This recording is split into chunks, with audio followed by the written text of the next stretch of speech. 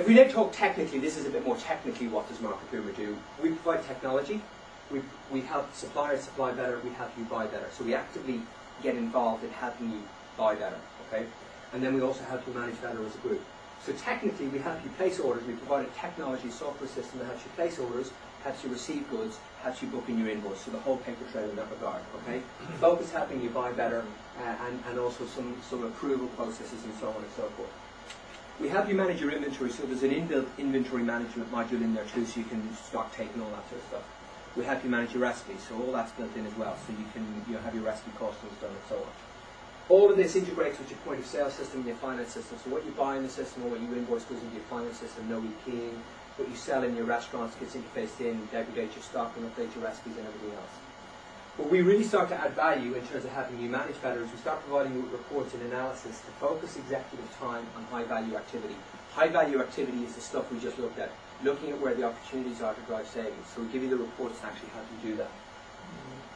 We help you source and specify new products and suppliers. So you've seen the example of the description of the product. That's what we mean by helping you specify the new product. Helping you source the suppliers is by giving you access to that broader network, identifying in effectively an automatic way who else is selling those products and making that available to you. And then finally, we help you communicate very effectively with your suppliers.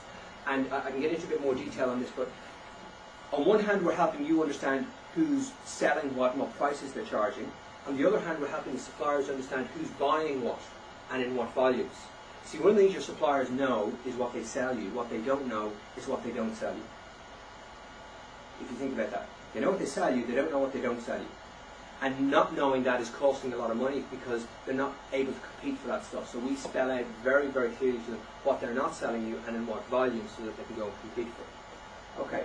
A bit more detail in relation to the ordering, receiving and invoicing. You obviously need to have a computer to use Marketboomer, needs to be online.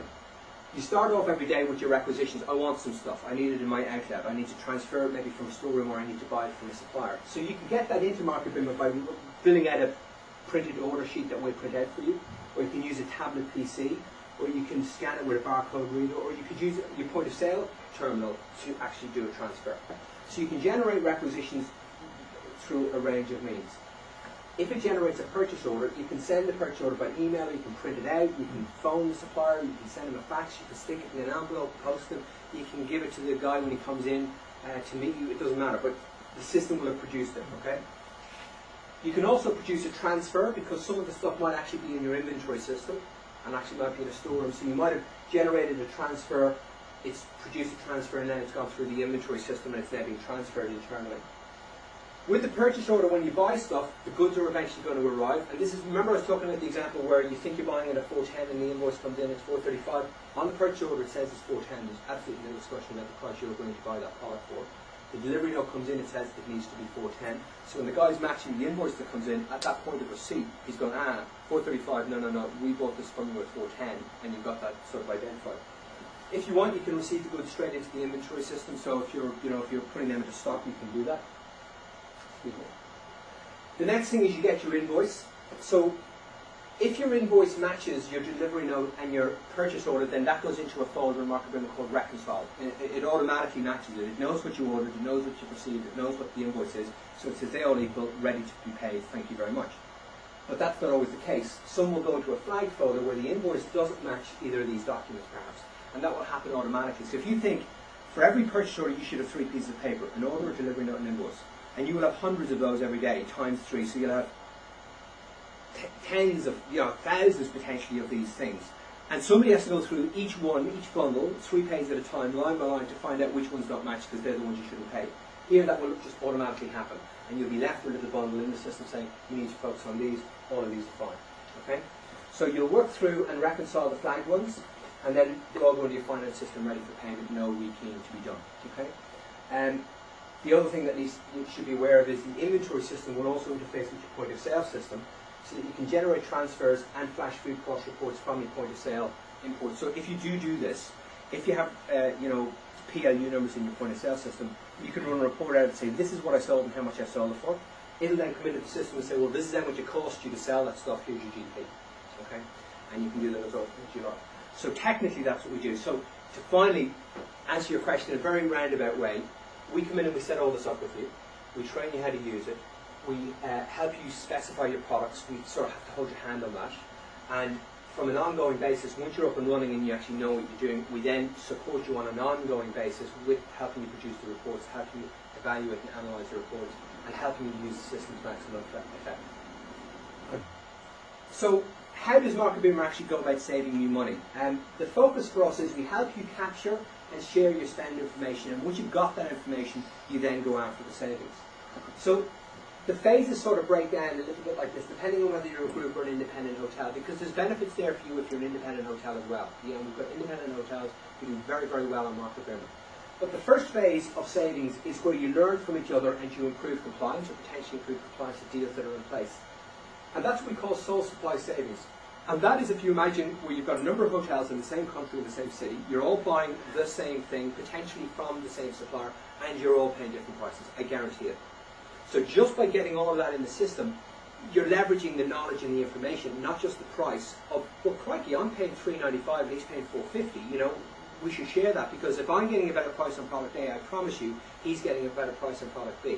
So you share that information, and if you negotiate properly and you manage it properly, you will all bring yourselves down to within the range of the lowest common price offered to anybody. Now, what you will find is, if I'm offering the lowest price at $3.15, then I'm losing money on that. Maybe I'm making money on some other stuff. So you're unlikely to get the lowest price at $3.15, but maybe you'll get $3.25. Do you know what I mean? Across the board when you combine. So that's the first thing. We just identify that you're all buying the same thing, potentially from the same supplier. Let's get a better price on that. We comfortably see savings between 5 and 15%. We did this with the guys in Dubai, and we were comfortably seeing savings of, indicative savings of over 22% on this, and we see that everywhere we go. Yeah. The next phase is where you get into what we call best buy savings, and that's where you start to level the playing field and increase competitiveness. This is where you start to find that he buys from supplier A and you buy from supplier B. They're both in the same city, they both sell the same thing. Why don't we get them competing with each other instead of just selling to the individual hotels? So that's where you've got the same product but multiple suppliers, or potentially the same purpose but multiple products. Maybe he's buying tomato ketchup and he's buying a different brand of tomato ketchup, and maybe they're both fine. Yeah?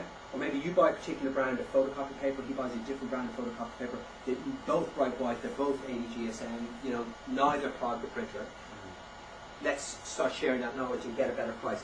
Best buy savings comfortably 3 to 20%, sometimes more, obviously sometimes less, but very, very capable. And if you did any of these numbers, pick 5 products: Kellogg's cornflakes, tomato ketchup, a tin of beans, a kilo of apples. Go to 3 different supermarkets in your local town and you will see exactly the same variance. Nothing about Marketboomer unique to us. This is what goes on in the marketplace. That is sort of getting you up and running, and that's where all the big quick wins are.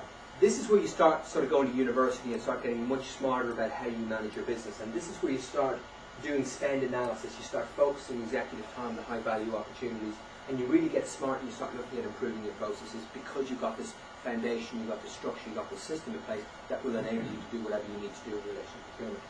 And then finally you start looking at other benefits, where you start cultivating your market, you start making it easier for your suppliers to sell to you, you start educating them about what you're buying, the specifications that you require, you make it easier for them to win your business. Because I promise you, there are suppliers out there today with great products, great prices, but you are just too hard to do business with. And I don't mean you as in you in the room, but do you know what I mean? There are suppliers out there who have got great products, they just cannot get in the door. It's impossible. Yeah? So that's where you start educating your staff and your suppliers, improving your sourcing capabilities. So that's where we actually actively get involved in helping you save money.